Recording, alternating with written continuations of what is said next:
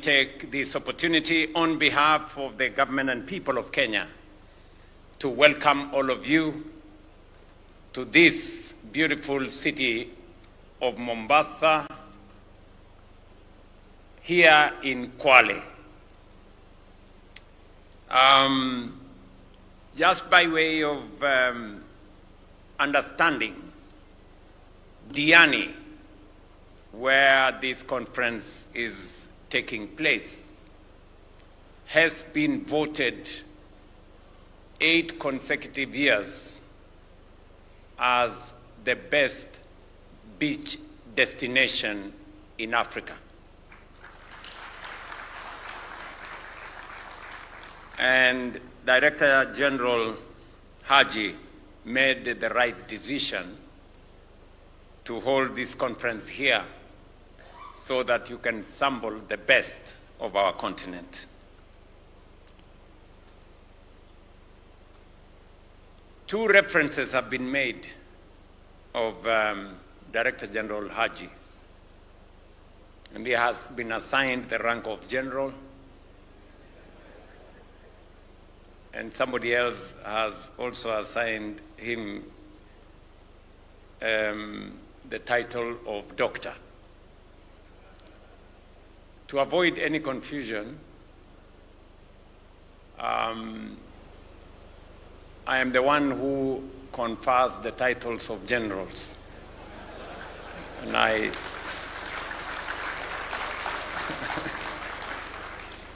don't remember conferring one to Haji.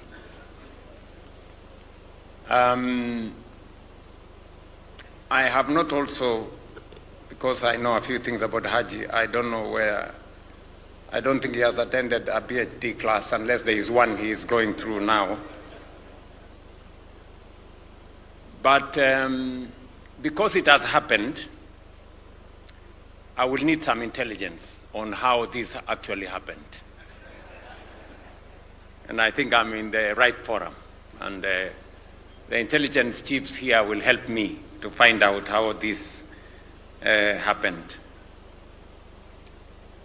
But having said that, as we bring this Mashariki Conference, Cooperation Conference 2026 to a close, I extend my sincere appreciation to each of you for your presence, your insights, and your steadfast commitment to the shared purpose that has brought us here together. Your engagements here reflect a collective resolve to advance peace, strengthen stability, and accelerate progress across our respective countries, our continent, and very well beyond. I especially commend the Director General of the National Intelligence Service of Kenya for his leadership and the meticulous organization of this conference. The Mashariki platform continues to grow in stature and relevance, and the milestones achieved thus far are both notable and commendable. Over the past few days, you have engaged with depth and clarity on the realities shaping our security environment.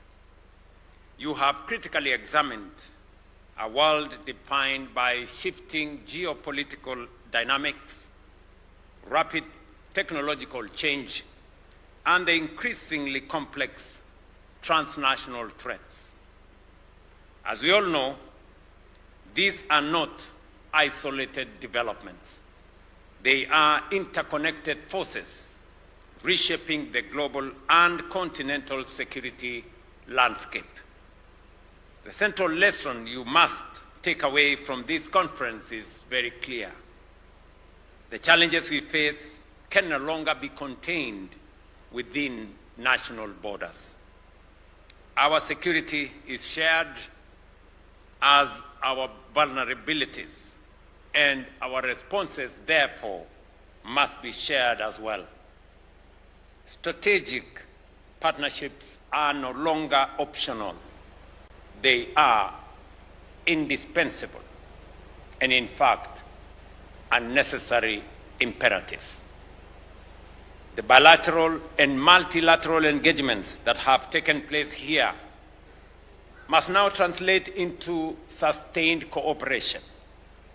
Kenya remains committed to convening and supporting such platforms because dialogue, coordination, and trust are the foundations of lasting security. This conference has also reinforced the urgent need to strengthen Africa's security architecture.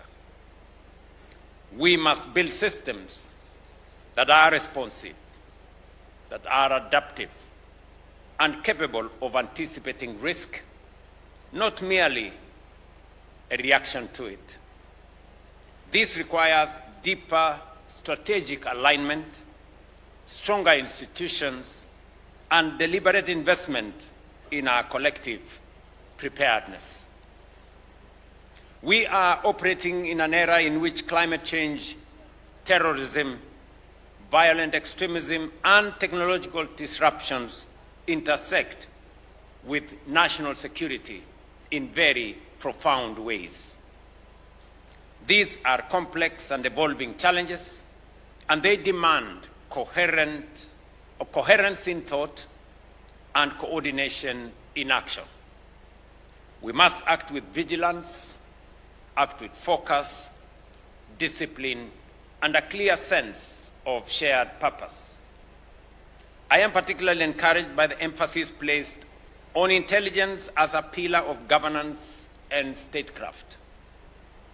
As a policymaker and consumer of intelligence, I recognize and deeply value the critical role your agencies play. Intelligence is not merely about threat detection. It is about foresight, it is about precision and strategic clarity. Your institutions safeguard the continuity of state. They protect our constitutional order.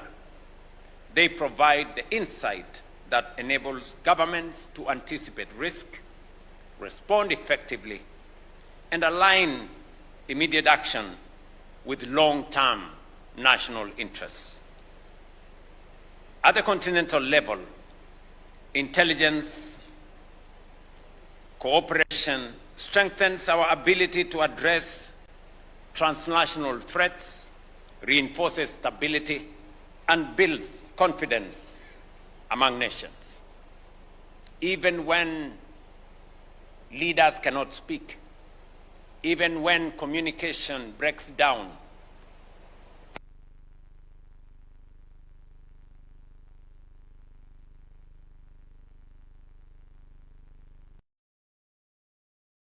talk and to engage. That is where the difference is made. Equally important, intelligence enables discreet engagement, opening channels that complement formal diplomacy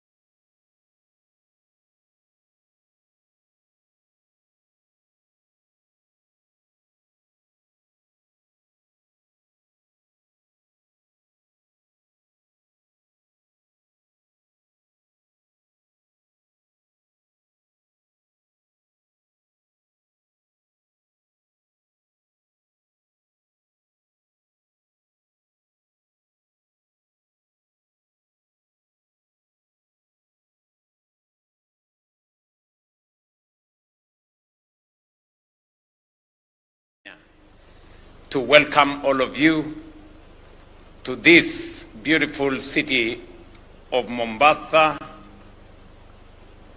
here in Kwale. Just by way of understanding, Diani, where this conference is taking place, has been voted 8 consecutive years as the best beach destination in Africa. And Director General Haji made the right decision to hold this conference here so that you can sample the best of our continent.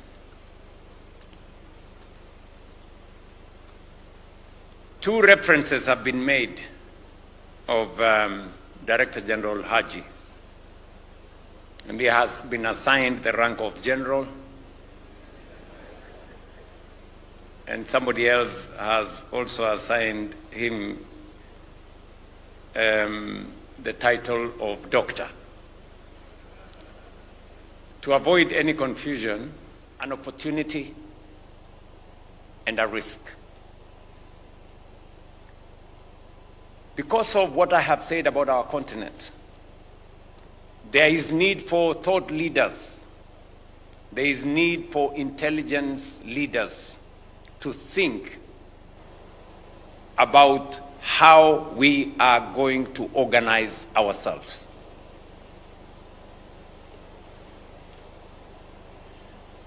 My colleagues, heads of state, gave me the assignment to work on the reform of the Africa Union institutions and organs to make them fit for purpose for a time as this, as we look into the future. I can tell you without an iota of doubt that Africa Union, as is today, is not fit for purpose, is not fit to provide the leadership that this continent needs going into the future.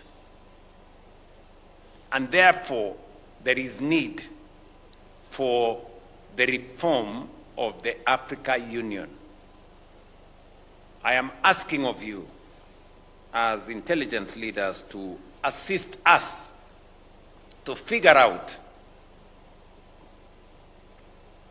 what kind of Africa Union that we need to be able to unlock the potential that exists in our continent and the opportunities that we have, so that as we march into the future, as we become the single largest market, as a quarter of the world's population live in our continent, we take advantage of that position, because otherwise it can pose a major risk for us.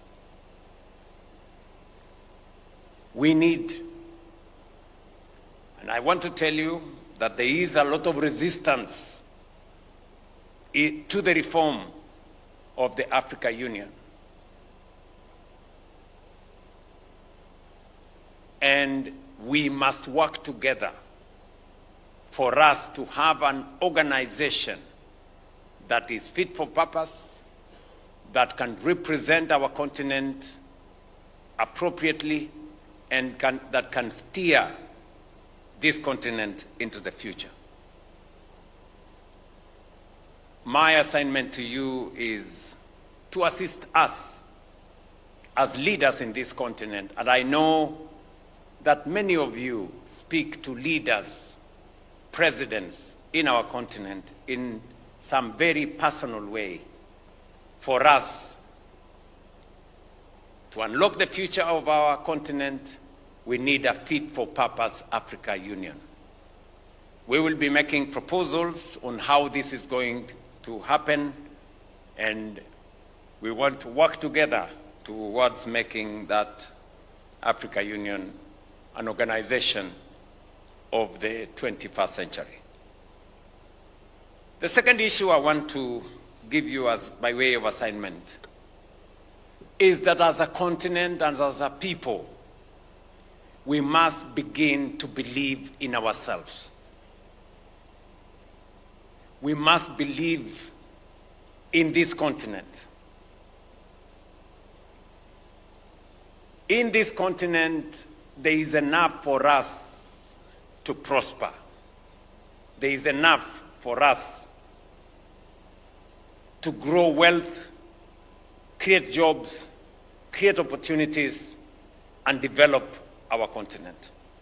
Too many times, we look for solutions outside this continent when actually the answers are right here in our continent.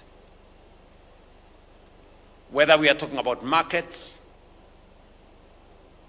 whether we are talking about jobs, whether we are talking about resources, they are right here. I will give you one example from Kenya.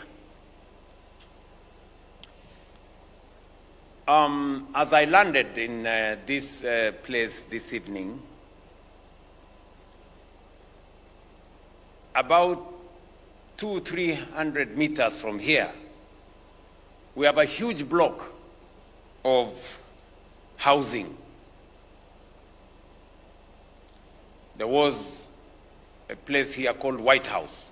We now have built housing units for the people of Kenya. We are building 240,000 housing units. We have had challenges of informal settlements. We've had 7 million Kenyans living in slums and informal settlements, and we want to sort it out. We have been subdividing our agricultural land for settlement. We want to change that. We want to do land consolidation instead of land fragmentation. And we didn't look for a solution outside Kenya. We found the solution right here. We have signed contracts of $4 billion to develop housing in Kenya, markets in Kenya, hostels for our university and TVET students in Kenya, using our own domestic resources.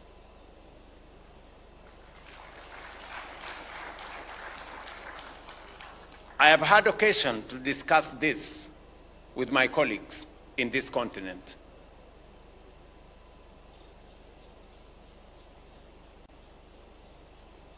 And I want to persuade you that as Africans, we need to take charge of our destiny. We need to mobilize domestic resources. There is no free lunch.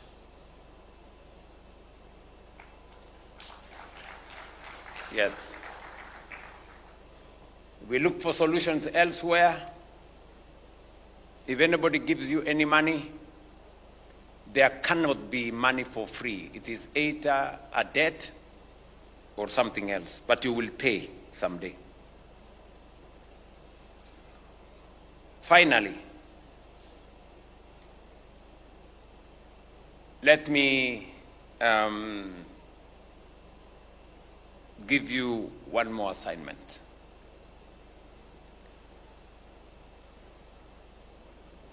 We have resources in this continent. We have assets in this continent. We still continue to export our resources because sometimes we do not have the support from financial institutions to support our own processing, our own capacity. I want to implore on you as intelligence officers that as governments, as African governments, it is important for us to develop African multi African financial institutions, to invest in African financial institutions. It is good to have the World Bank. It is good to have the IMF, but we need more capacity. We need to put more money in Afri-Exim Bank, Africa Finance Corporation, Africa Development Bank, Trade Development Bank, multinational African institutions. I will tell you why.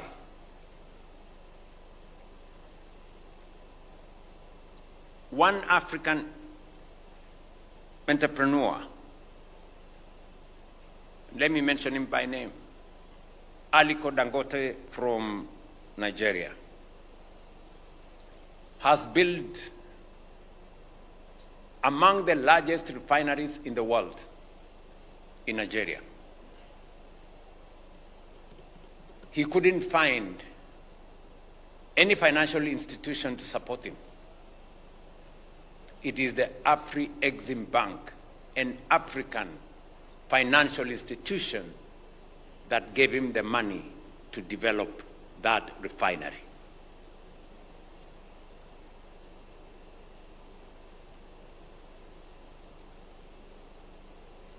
I want you to go and find out. You are intelligent people, you are intelligence leaders. Why that was the case. So, my ask of you is, we need to put our money in building the capacity of African financial institutions. That is how we are going to develop this continent.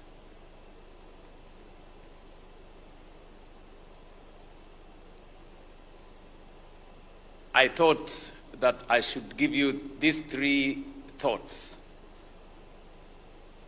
for you to assist us as a leadership in this continent, because it is the only way that we are going to tap into the potential of this continent going into the future. And I speak from a position of knowledge.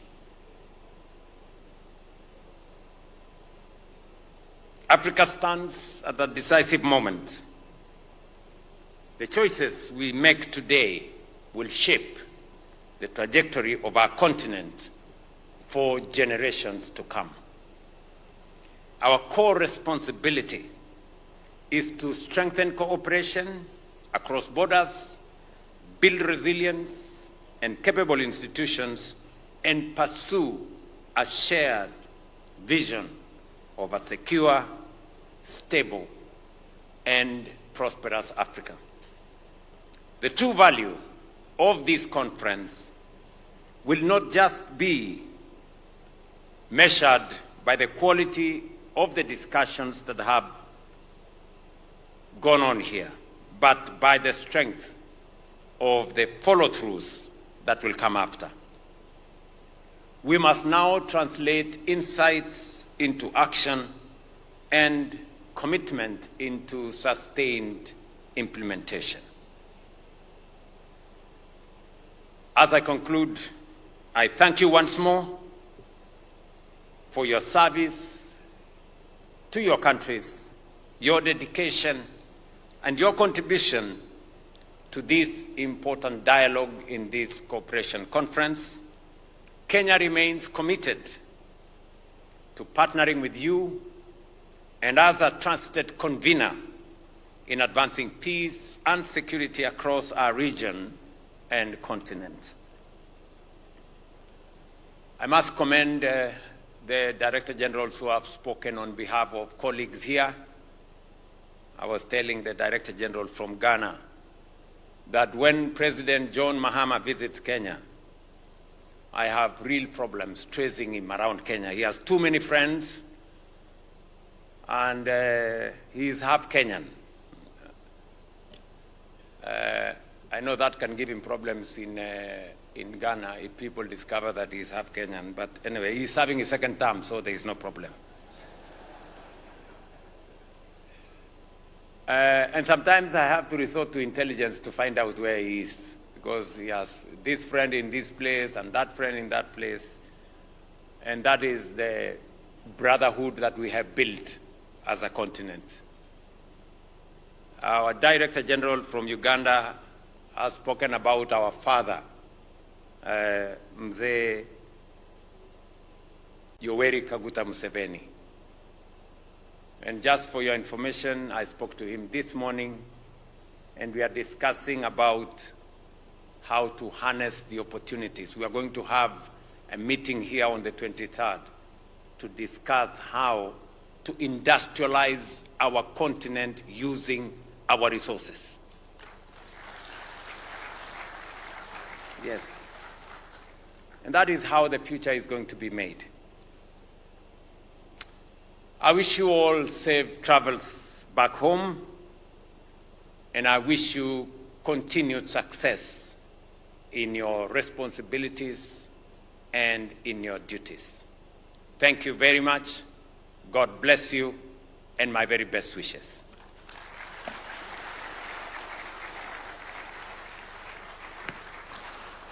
Your Excellency, sir, only one photo. Thank you, sir. Thank you so much. With the indulgence of His Excellency, he has allowed me to take a one-session photo. I will invite all the Director Generals on stage, kindly.